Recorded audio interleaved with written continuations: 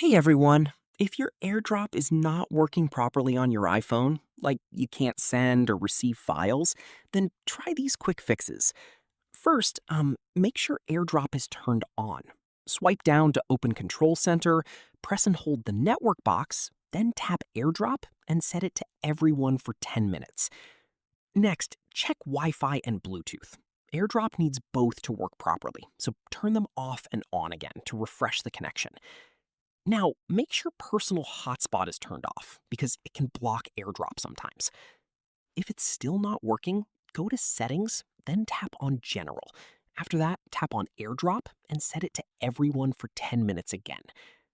Also, check if both devices are close to each other, around 1 to 10 meters, because AirDrop won't work from a far distance. Another quick fix is restarting your iPhone. This clears small system bugs that can affect AirDrop. Finally, if nothing works, reset network settings from Settings, then tap on General, and tap on Transfer or Reset iPhone. Then tap on Reset, and after that, tap on Reset Network Settings. And yeah, that should fix your AirDrop issue on iPhone quickly.